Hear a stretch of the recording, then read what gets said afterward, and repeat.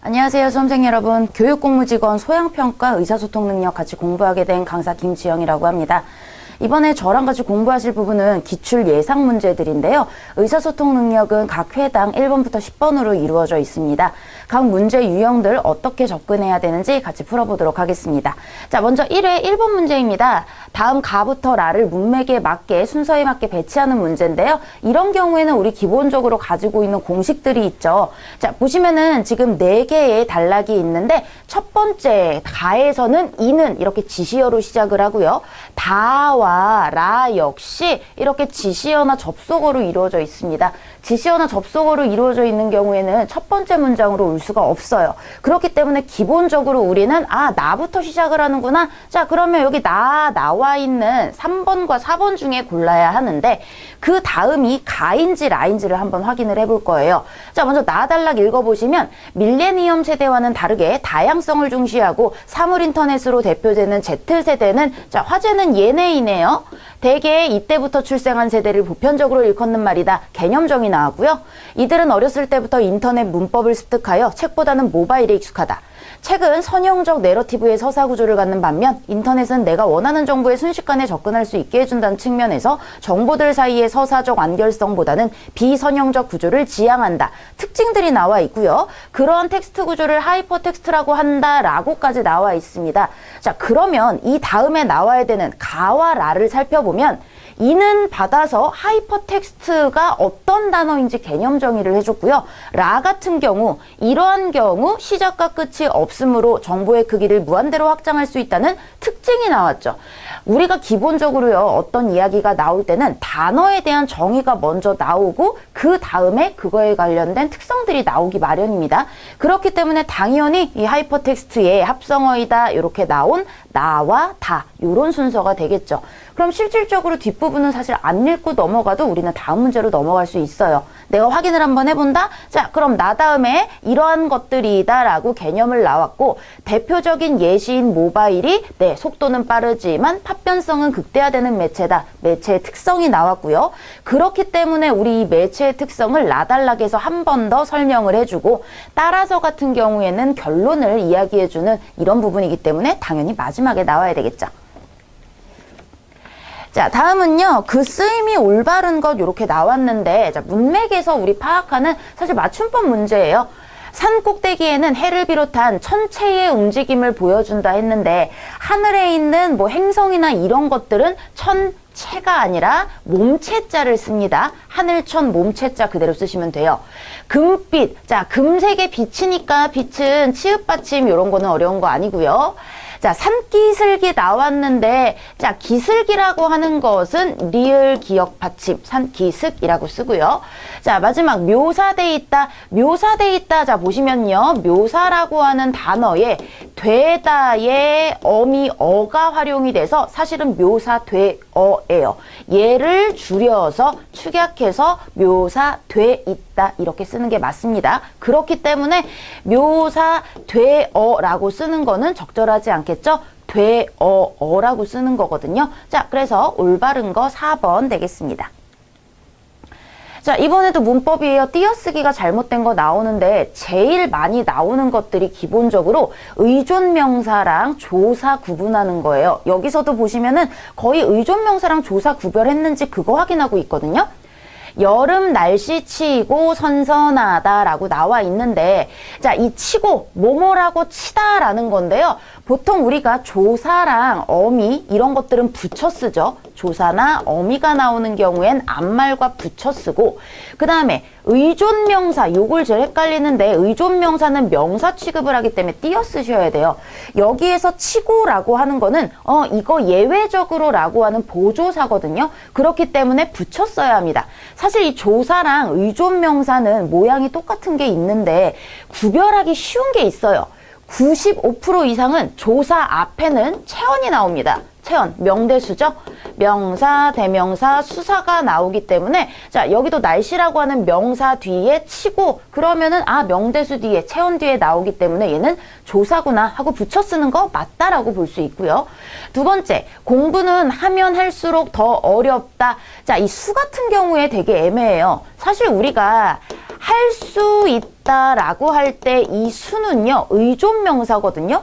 명사 취급을 해주지만 혼자서는 못 쓰여요. 자, 의존명사는 앞에 뭐가 들어가냐? 바로 관형어가 들어갑니다. 바로 여기도 하다에 관형어미 리을이 붙어서 할 수 있다. 그러니까 띄어쓰기를 해야 하는데 여기서는 뭐뭐 할수록 마찬가지로 하다에 리을 수로까지가 하나의 어미예요.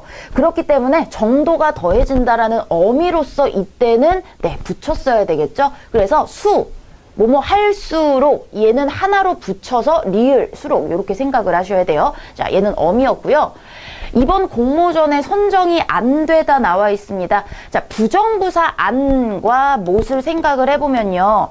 기본적으로 이름이 부정부사예요. 우리 구품사 중에서 조사를 제외한 나머지 품사는 다 띄어쓰기를 해주는 거거든요. 그래서 안 띄고 되다, 못 띄고 되다 이렇게 써줘야 되기 때문에 안 되다 부정부사 띄어쓰기 제대로 했고요.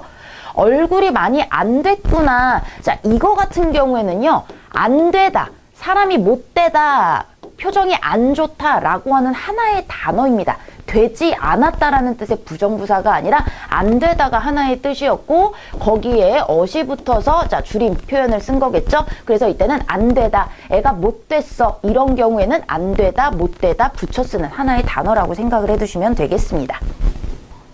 자, 이번에는 발음이 적절하지 않은 거 나와 있는데 보통 우리 겹받침 나올 경우에는 하나만 남기고 그죠? 발음이 되죠.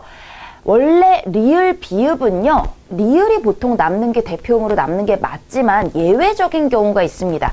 그게 바로 밥다에 해당이 되는데요. 자, 이거는 외워주셔야 돼요. 예외적인 거. 자, 밥다에 지가 붙었어요. 그드브 뒤에 그드브스즈 나오면 끄뜨부스즈 된소리 규칙까지 나와서 밥지가 되는 게 맞습니다. 그리고 예외적인 게 이제 넙죽하다, 넙둥굴다 이런 경우에만 리을 비읍이 비읍 대표음으로 소리나는 예외적인 경우니까 이런 것들은 외워주셔야 되겠고요. 모처럼 맑게 개었다. 자, 얘도 한번 볼게요. 기본적으로 리을 기억은 닭 생각하시면 돼요. 막이거든요. 그래서 기억 다음에 그드브스즈 나오면은 된소리 규칙 막다 요렇게 하는 게 맞습니다. 그런데 여기서는 뒤에 어미가 기억으로 시작이 돼요. 그럼 생각을 해보세요. 막개라고 한다면 이왕이면 두 개의 이 발음을 정확히 온전히 해주는 게 좋지만 우리는 발음의 편의성을 위해서 둘 중에 하나만 남기는 거거든요. 그렇기 때문에 이왕이면 뒤에 기억이 남는 경우에는 기억이 두 번 겹치는 것보다 앞에 리을을 남겨주고 맑게 이렇게 해주는 게 더 효율적이다, 정확한 뜻을 알 수 있게 해준다라는 의미에서 뒤에 기억이 나오는 경우에만 대표음 리을이 남는 그런 예외에 해당하는 부분이었고요. 자, 달치 히읗이 보이면 바로 체크를 하시고 뒤에 이렇게 거센 소리 축약을 해주면 되겠습니다. 자, 마찬가지예요. 아까 리을 비읍 대표음 원래 기본형 리을이라고 말씀을 드렸죠. 그래서 여기 1번 적절하지 않은 거 고르고 넘어가도록 하겠습니다. 자, 이번에는 땡땡 교통공사에서 다음과 같이 시민들에게 4호선 탐방학습 등을 제공하고 있다. 자료에 대한 설명으로 자 적절한 거, 맞는 거 찾아야 되는데요. 우선 이런 키워드들 나와 있는 거 항목별로 나와 있으니까 쓱 살펴보는 거예요. 자, 패키지, 이런 패키지가 있습니다. 운영 기준에 대상, 일자, 개방 시간, 안내 순서 있고요. 코스도 두 가지로 있대요. 자, 그러면 맞는 걸 고르는 거니까 우리 어떤 항목으로 가야 되는지 살펴볼게요. 유치원생이 탐방학습 패키지에 참여하기 위해서는 청소년 이상의 보호자가 필요하다. 자, 그럼 이거 같은 경우에는 뭐 단체라든지 뭐 대상 이런 거에 해당이 될 텐데 여기서도 어린이 및 청소년들이 이러이러한 것들을 하는 코스에 초대합니다 나왔고, 그 다음에 대상 같은 경우에도 20인 단체만 확인을 했지 어린이들, 유치원생들은 청소년 이상의 보호자가 필요하다라는 얘기는 안 나왔거든요. 그래서 이거 가지고는 알 수가 없어요. 매주 월요일은 임진왜란 역사관이 휴강하므로 이용할 수 없다. 자, 여기 일자 보시면 화요일부터 금요일 그리고 공휴일과 지정휴일은 제외돼 있다고 나왔어요. 그럼 월요일날 안 하는 건 맞습니다만 임진왜란 역사관이 휴관하기 때문이라는 건 사실 알 수가 없죠. 그렇기 때문에 우리 맞는 걸 골라야 한다면 우리 생각은 전혀 들어가면 안 되고 이 자료 안에서 확인할 수 있는 것만 보셔야 돼요. 자, 3번 개방 시간은 오전 10시부터 7시간으로 1회 탐방에는 1시간 30분이 소요가 된대요. 시간은 여기 있습니다만 여기 A 코스, B 코스에 1시간 반이 걸린다라는 얘기는 어디에도 없죠. 15인의 청소년으로 구성된 단체는 단체 승차권을 구매할 수 없다. 자, 단체와 관련된 거 여기 20인 이상 단체가 운영 기준이라고 이야기했죠. 그렇기 때문에 15명은 네, 기준 미달이에요. 그래서 설명 적절한 거 4번 고르고 넘어가도록 하겠습니다. 자, 이번엔 밑줄 친 단어의 뜻이 다르게 쓰인 거입니다. 의사라고 나와 있는데요. 내 동생은 의사 표현이 확실하다. 자, 이거 같은 경우에는 자기의 생각을 표현하는 겁니다. 의견, 생각 이런 뜻인데, 자, 2번 같은 경우에는 말 그대로 직업을 나타내는 의사예요. 둘 중에 하나가 답이겠죠. 그 국회의원은 국민의 의사, 국민의 뜻, 의견을 무시했다. 이기 때문에 직업을 나타낸 2번이 아니겠네요. 싸울 생각이 없으면 얼른 물러나라. 이런 동의어는 조금 쉽게 나왔고요. 자, 이번에는 이 끝말잇기 재밌는 문제이기는 한데 내가 이 뜻을 보고 바로 단어를 확인을 하실 수가 있어야 돼요. 그래서 요거 같은 경우에도 우리가 조금 쉽게 풀이를 해본다 라고 한다면 아래 보기를 먼저 보시면 첫 글자가 법자네? 그러면 얘는 무조건 법으로 끝나는 것들을 생각을 하셔야 돼요. 사실은 굳이 필요는 없으나 왜냐면 다 첫 글자가 법이니까 법을 어긴다라는 거는 위법이 되는 거죠. 자, 그럼 이제 뒤에 병을 잘 낫게 한다. 그러면 정자로 병을 낫게 한다? 잘 생각이 안 나요. 률도 마찬가지고 도도 병을 낫는다라는 관계가 없습니다. 근데 치를 보는 순간 치료하는 게 병을 낫게 하는 거지 그래서 법치라고 하는 단어가 들어갈 수 있거든요. 그래서 요거는 약간 앞뒤 단어를 정확하게 내가 모른다 하더라도 보기를 가지고 거꾸로 유추를 해나가시면 좀 더 쉽게 풀 수 있는 문제 되겠습니다. 자, 이번에는 지문 하나가 나와 있는데요. 다음 글의 내용을 포괄하는 주제로 적절한 겁니다. 자, 주제라고 하는 거는 단락별 중심 문장을 찾으시면서 전체 내용을 포괄할 수 있거나 거기에서 글쓴이가 직접적으로 말하고 싶은 것들을 고르시면 되는데요. 자, 지금 2단락밖에 안 되니까 중심 문장 찾아가면서 읽어보도록 하겠습니다. 원시 공동체의 수렵 채취 활동은 그 집단이 소비해낼 수 있는 만큼의 식품을 얻는 선에서 그친다. 자, 처음 화제는 원시 공동체의 수렵 채취 활동으로 시작을 했어요. 당장 생존에 필요한 만큼만 채취할 뿐 결코 자연을 과다 훼손하지 않는 행태는 포악한 맹수나 원시 인류나 서로 다를 바 없었다.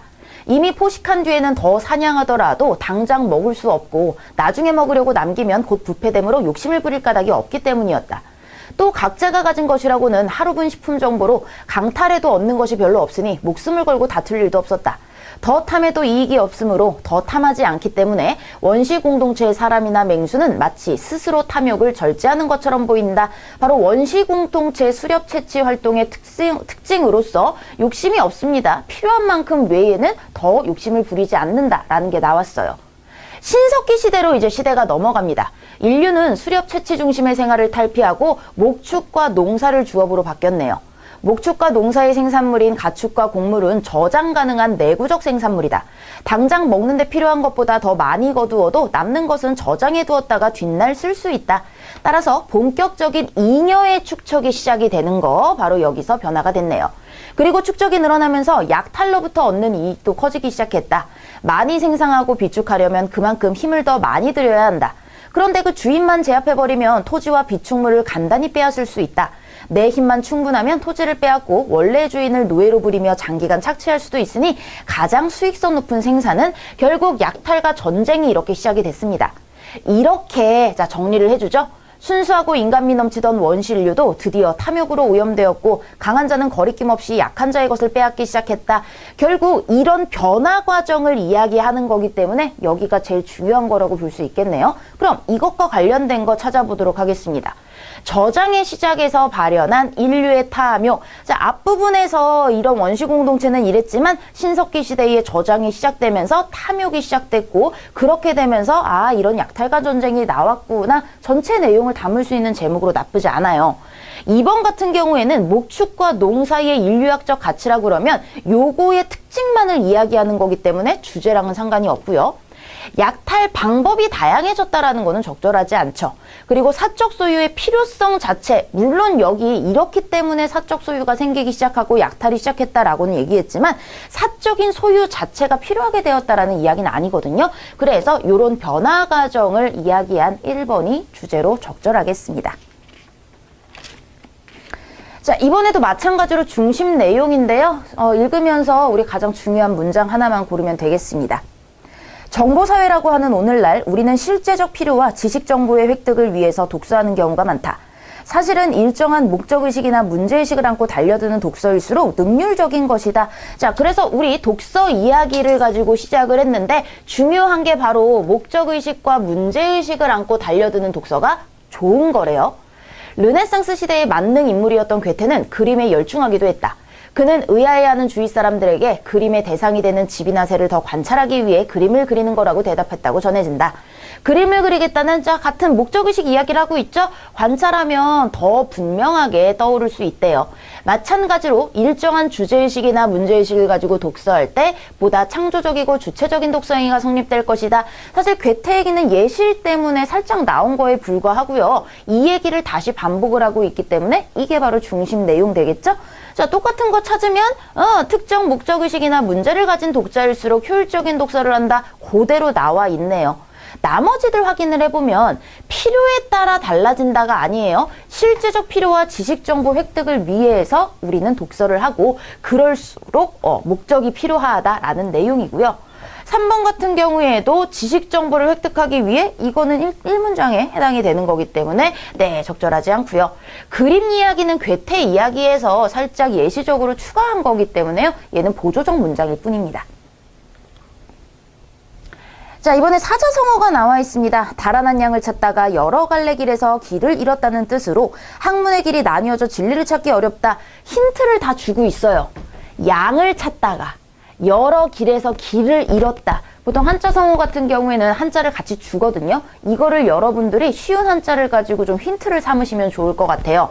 자, 양이 나온 것만 딱 봐도 그죠? 여기 양이 있습니다. 자, 나머지 한자 성어를 조금 봐드리면요. 학문, 구불곡자죠. 학문을 굽혀서 세상에 아첨하는 거를 곡학아세라고 합니다. 우리 사사오이 개헌 같은 거 있잖아요. 바로 학자들이 자기 학문을 굽혀서 아첨하는 곡학아세고요.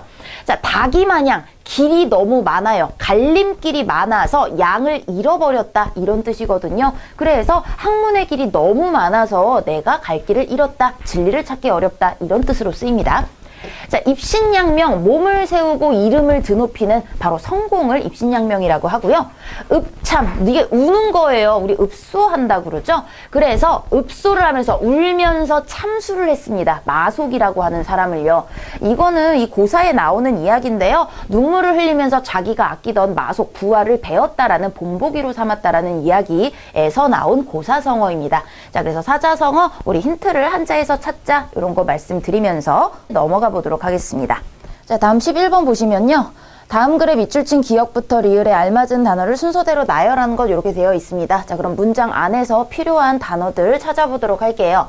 자, 여기서부터 읽으면 되겠네요. 미국 정신의학회에 어떤 기준을 보면이라고 나와 있는데 앞문장에서 살짝 보이는 게 조현병의 진단에 관련돼서 나오고 있죠. 그래서 치료 이야기가 아니라 진단 기준에 해당이 되겠네요. 자, 이 진단 기준을 보면 망각, 환각, 망상, 환각, 와해된 원어 뭐 이런 여러 가지들이 1개월 이상 하는 경우를 조현병으로 본다라고 나와 있습니다. 존재한다라는 거는 그냥 가지고 있는 거고요. 상존한다라는 거는 같이 가지고 있는 거라 굳이 이게 뭐 2가지 이상이 뭐 같이 존재한다, 뭐 항상 존재한다 이런 상자가 될 수 있겠죠. 그래서 무조건 항상 존재해야 된다라는 것보단 이 증상이 있는 경우를, 존재하는 경우를 조현병으로 본다. 이게 적절하겠죠. 그 외에도 혹시 다른 내과, 신경과적 무엇 때문에 조현병과 유사한 증상을 보이기를 확인하기 위해라고 나와 있습니다. 자, 근데 여기서는 여러 가지 증상들 때문에 조현병으로 우리가 진단을 하는데 다른 이유 때문에 유사한 증상을 보이기도 한다는 거죠. 그래서 이러한 질환이 바로 조현병과 유사한 증상을 보이는지 이런 문장이 되겠네요. 자, 그리고 마지막 문장을 보시면 여기 있습니다. 이를 통해 증상을 모호시키고 나아가 재발을 막아줄 수 있다라고 했어요. 이완이라고 하는 건 근육이 풀어지는 거죠. 긴장이 반대되는 그런 것이고요. 완화되는 거는 나아진다라는 거기 때문에 증상은 완화시킨다라는 표현을 쓰죠. 자, 요대로 된 거, 네, 두 번째 되겠네요.